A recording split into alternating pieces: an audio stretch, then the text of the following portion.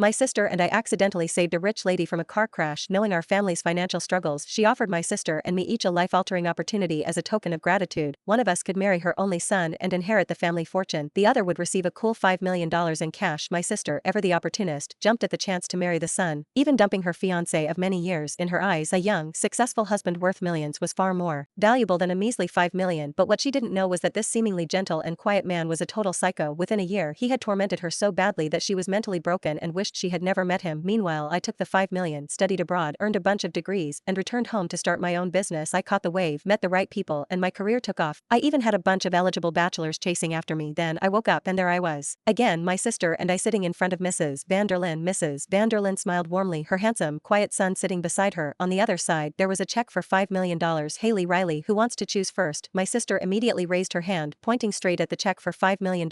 In that moment, I knew she remembered everything too. Haley Riley, I'm a straightforward woman, so I won't beat around the bush. Mrs. Vanderlyn began, her smile as bright as ever. This is my only son, Xavier. He was hurt as a child and has become rather introverted. He doesn't like to talk much and he's not interested in going into business with me, so I'd like to pick one of you to be my daughter-in-law and eventually take over the company. As for the other, I can give you $5 million up front. Why don't you two discuss how you want to choose? As Mrs. Vanderlyn finished her proposal, a flood of bloody memories rushed through my head. I knew I had been given a second chance at life. The last image from my past life was the sterile white walls of the mental hospital. Haley, her hair a tangled mess, had suddenly pushed me off the 7th floor balcony. As I crashed to the ground, I could almost hear the blood and brain matter oozing out of my ears, mixed with Haley's desperate screams. Why, Riley, why do you get to be so successful and live such a good life? That luck should have been mine. It's because I made the wrong decision and you reaped all the benefits. Haley blamed all her misfortunes on me, but in the past life, she had been the one who chose to marry Mrs. Vanderlyn's son, wanting to be the wife of a wealthy family. She even dumped her long-term boyfriend for it, who knew that the seemingly gentle Mr. Vanderlyn was actually a total psycho. On their wedding night, he tied her to the bed and lectured her on Lagrange's equations all night long. Afterward, he gave her problems to solve, expecting her to apply the equations on the spot. For every mistake, he pulled out one of her fingernails. The next night, it was Newton-Leibniz formulas. If she couldn't learn them, he'd pull out a tooth for every wrong answer. Of course, Haley only told me all this when she had completely lost her mind and was screaming hysterically in the mental hospital. At first, I felt sorry for her and wanted to help her escape her misery and get justice, but then I realized that her biggest source of pain wasn't being abused by Xavier, but the fact that I didn't suffer the same fate and actually had a much better life than her. Fueled by jealousy and resentment, she ignored our sisterly bond and pushed me off the building herself. Now reborn, sitting in front of Mrs. Vanderlyn and her son, my palms were sweating with anxiety. I vowed that this time I would never concern myself with Haley's fate, and I certainly wouldn't visit her in the mental hospital. Once I finished my studies, started my business, and made a fortune, I would bring Grandma to live with me in another country, just as I expected. Haley eagerly raised her hand first. She wanted to choose first. Ever since we were kids, with our poor family and limited resources, she was always competing with me for everything, never giving in. Being easygoing by nature, I was used to giving way, especially this time. With the valuable knowledge I possessed, I could watch everything unfold calmly. Mrs. Vanderlyn, I actually have a boyfriend, Haley continued. So why don't you keep Xavier for my sister? Besides, I think I'll take the $5 million. My inner voice screamed, my pupils dilating on their own. I knew Haley's nature too well. Greedy, arrogant, and unwilling to work hard. $5 million would probably be gone in no time. There was no way that the idea of being the wife of a wealthy man with endless wealth would not appeal to her, but this time, she didn't even glance at Mr. Vanderlyn. Focusing her greedy gaze solely on the check, she leaned toward me, took the check in one hand, and whispered in my ear, Riley, this time it's your turn to suffer. In that instant, I realized she remembered everything too. It turned out that just before I died in the last life, I heard a loud thud beside me, the sound of her body hitting the ground after jumping right after me. It turned out that she had planned to die with me all along, hating me so much that she had to drag me down with her. Now, Haley was taking the initiative once again, snatching the immediate cash benefit, and trying to push me toward Mr. Vanderlyn. I heard that Xavier doesn't socialize much and loves to read, especially math, Haley said, trying to pawn off Xavier. It just so happens that my sister, Riley, is also a bookworm. I'm sure they'll have a lot in common. Let me marry Xavier, let me become her crazy, psycho husband's plaything, and then watch her take the $5 million and live happily ever after. I may be reborn, but I haven't lost my mind. So, taking Haley by surprise, I snatched the check back from her before she could even warm it up and then handed it back to Mrs. Vanderlyn with respect. Mrs. Vanderlyn, thank you for your and Mr. Vanderlyn's kindness, but we can't accept such a generous gift. Although our family isn't well off, Grandma has always taught us to be honest and kind. Saving you the other day was just a good deed. Really, you don't need to be so polite. With that, I stood up and glanced at Mr. Vanderlyn, who had been sitting silently by the side. Honestly, the guy was so handsome that it was almost illegal. If it weren't for my memories from the past life, no one would believe that behind that pretty face was a mind as messed up as a sewer. Haley thought she was in control of the situation, taking advantage and trying to push me into a pit of fire. Well, let's just go ahead and practice the traditional virtues of helping others, and nobody gets anything. Riley, are you crazy? Back home, Haley immediately went off on me. Mrs. Vanderlyn is worth billions, and Xavier is her only son. He's introverted, doesn't like socializing, and can't manage a company. It's obvious that Mrs. Vanderlyn is going to pass all her wealth to a trusted daughter-in-law in the future. Why would you give up such a great opportunity? Haley tried to encourage me. Riley, even if you're not thinking about us, you should think about grandma. We didn't have parents growing up and grandma raised us all by herself. She's over 70 years old, and she still goes out to collect recyclables in the morning and sells wontons at night. No matter how much we try to talk her out of it, she always wants to save up more money for our dowries. Don't you want to give grandma a better life in her old age? I smiled. Riley, I'll be graduating with my master's degree next year. I'm confident that I can find a good job and take care of grandma. Haley, I'm not going to marry him. If you don't want to give up the opportunity, why don't you just marry Mr. Vanderlyn yourself? Are you trying to make things difficult for me? Haley looked at me with teary eyes. You know, I've been with Alex for almost a year. How can I betray Alex just to be with Xavier? Mrs. Vanderlyn agreed to give us 3 more days to consider. Riley, just give in to Mr. Vanderlyn, otherwise, we can't just take the money and reject the man. It'll seem like we're disgusted by Mrs. Vanderlyn's son. It'll be so embarrassing, right? I clicked my tongue in annoyance, as if she wasn't the one who dumped that sucker in the past life. But no sooner had I kicked Haley out of my room than grandma had an accident. She suddenly fainted while closing up her wonton stand at night. When she was taken to the hospital, her condition was critical. The doctor said it was a stroke caused by a severe allergic reaction along with complications from her long-term diabetes, but they couldn't figure out what had caused the allergic reaction. And when grandma was taken to the hospital, Haley was with her. Only Haley knew what she had eaten. The cost of the ICU was $6,000 a day. By the 3rd day of grandma's stay, I had spent all of my meager savings of $20,000. I couldn't get through to Haley on the phone, so I sent her a message saying that I was ready to sign the gift agreement with Mrs. Vanderlyn. Sure enough, she appeared at the tea house we had arranged. Like some magical clown, I agreed to marry Mrs. Vanderlyn's son, Xavier, and Haley was happily gifted $5 million